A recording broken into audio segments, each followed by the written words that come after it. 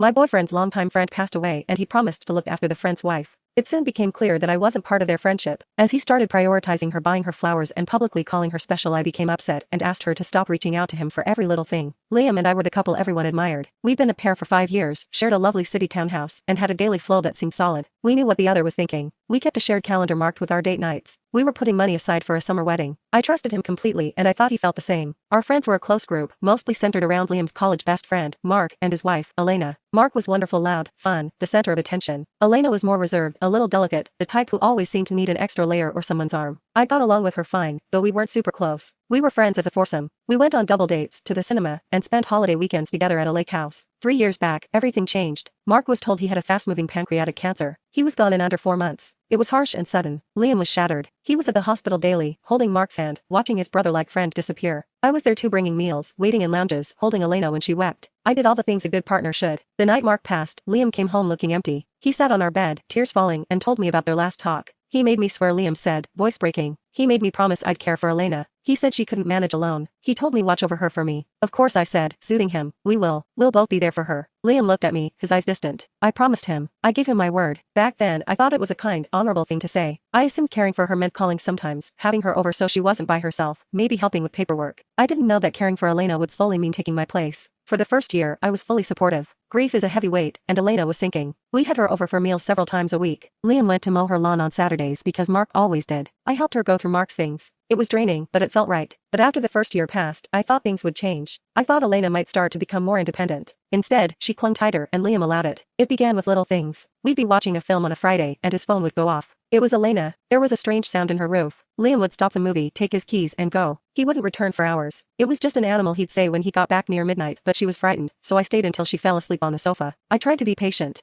Liam, maybe next time she could call a professional. Or her father. Her dad lives in another state. I'm right here. Mark would have done the same for me. Then the second year came. The lines didn't just fade, they vanished. Elena began calling him for anything. She needed car advice. She needed company grocery shopping because the store felt like too much. She needed a date to a family wedding because going alone was too hard. Liam went to the wedding with her. I wasn't asked to come. It's just close family, Liam said, fixing his tie as I sat on the bed in my loungewear. And since Mark was family, I'm sort of standing in. So you're acting as her husband today? I asked, my tone sharp. Don't be like this, he shot back. She's lost her husband. She's in pain. Stop turning this into something about you. That became his repeated line. Stop making this about you. Anytime I voiced a need, a wish, or a worry, I was being self-centered. I was up against a memory and a grieving widow, and I was coming in last. By the third year this year, I was practically the other woman in my own relationship. Elena was the wife. Liam was at her place more than ours. He knew her daily routine better than mine. He was wrapped up with her in a way that felt like cheating of the heart, even if he claimed nothing physical happened. The final straw wasn't a big argument. It came with a health issue. 6 months ago, I began having terrible stomach pains. After many tests, I was told I had serious endometriosis needing keyhole surgery. It wasn't fatal, but it was agonizing, and healing would be tough.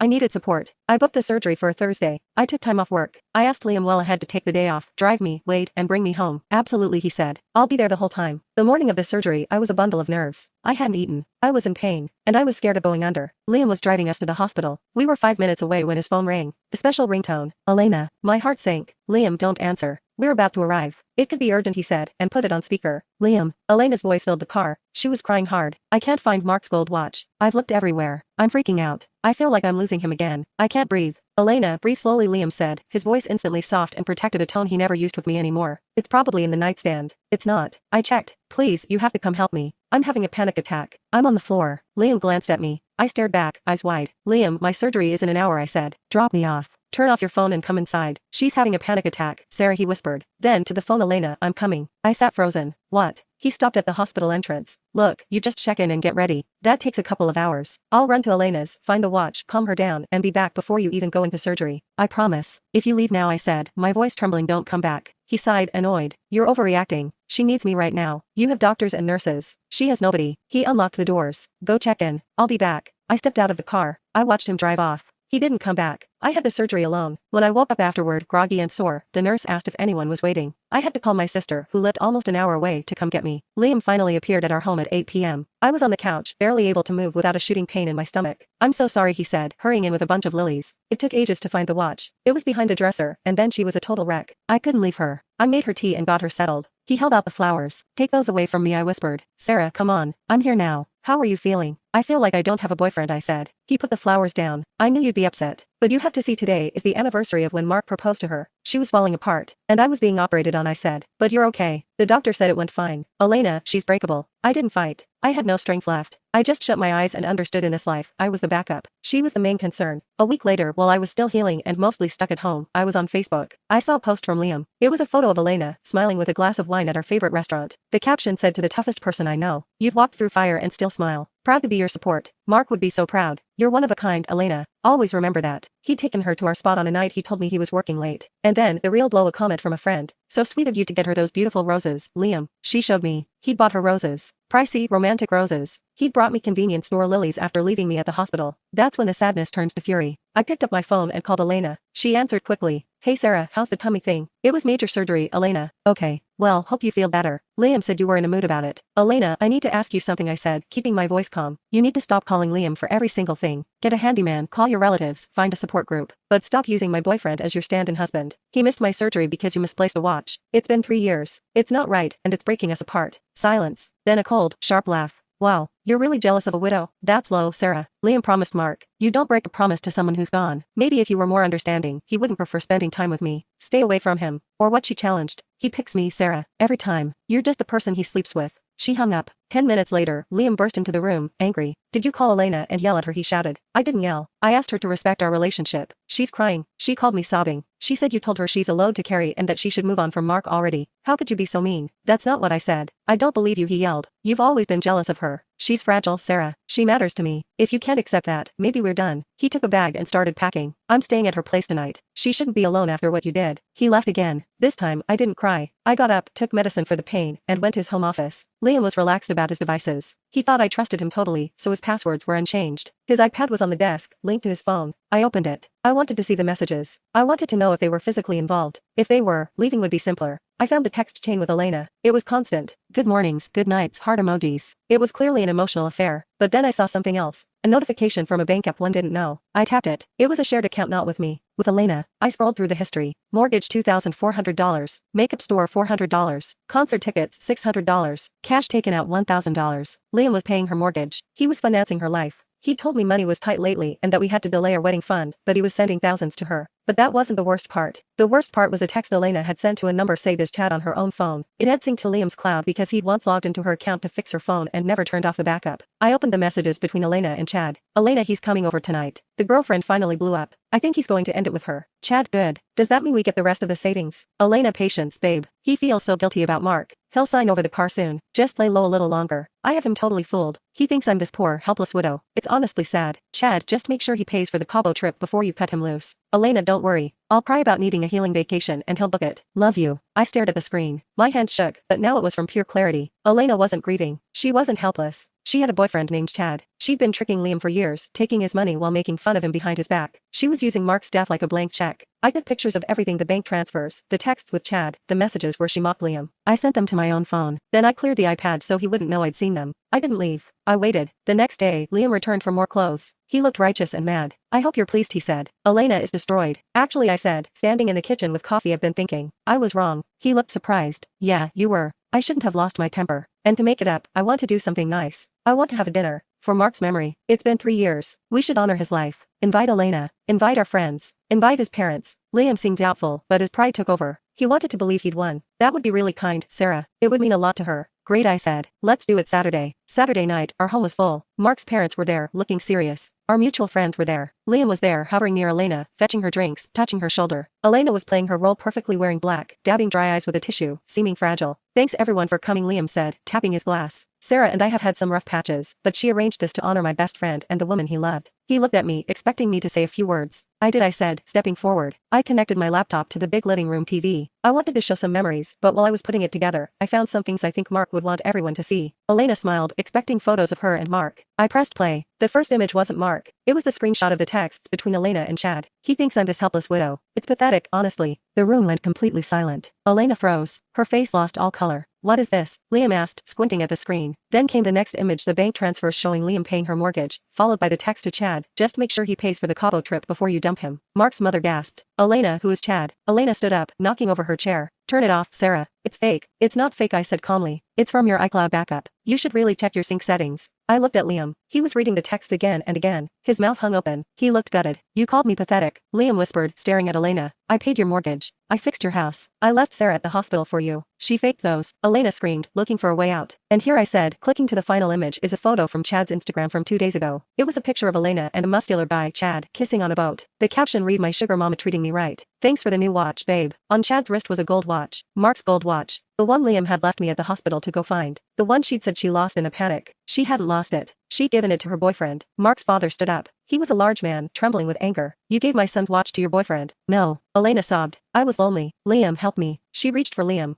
Liam stepped back. The look on his face wasn't love anymore. It was pure disgust. Don't touch me, he said, his voice shaking. I put you before everyone. I put you before Sarah. And you were laughing at me. You were easy, Elena spat, dropping the act now that she was trapped. You were so eager to be the savior. It was pitiful. Mark is dead, Liam. He's dead. I wanted to live and you were just an open wallet with a heartbeat. Get out, Liam said. This is my house, I corrected. So I'll say it. Get out. All of you. Elena ran out. Mark's parents followed, shouting about police and getting the watch back. Friends hurried to leave, awkward and quiet. Finally, it was just me and Liam. He stood in the middle of the room, staring at the TV where the text calling him pathetic still showed. He turned to me. Tears were in his eyes. Sarah, he said, moving toward me. My God, I didn't know. You were right. About everything. I'm so sorry. I feel sick. You should, I said. I can fix this, he said, desperation in his voice. I'll cut her off. I'll get the money back. We can go back to how we were. I choose you, Sarah. I'm choosing you now. I laughed. It was a dry, empty sound. You don't get to choose me now, Liam. You made your choice in the hospital parking lot when you drove away. You made your choice every time you answered her call and ignored mine. But she tricked me. She lied. Yes, I agreed. But you let her. You loved being the hero so much you didn't care who you hurt. You broke my trust. You emptied our future. And you humiliated me. I walked to the table and picked up my bag. I packed your things yesterday while you were at work. They're on the porch. Since you paid her mortgage, maybe ask Chad if you can sleep on their sofa. Sarah, please. We were going to marry. No, I said, opening the front door. I was going to marry a partner. You were just looking for a fan. I made him leave. He cried. He pleaded. He knocked on the door for an hour. I didn't open it. That was 3 months ago. The aftermath was huge. Mark's parents took Elena to court to get family items back, including the watch. She was exposed to everyone and had to move away with Chad, who left her as soon as Liam's money stopped. Liam tried to win me back for weeks, flowers, notes, showing up at my work. I blocked him everywhere. I heard from a friend he's in a small apartment, deep in debt because he gave Elena all his savings. He looks much older. As for me, I've healed. My surgery scars have faded and so has the heartache. I'm seeing a doctor now. When my phone rings, he answers. And when I need him, he's there. I learned the hard way that you can't rescue someone who doesn't want to be saved. And you should never burn yourself to keep someone else warm.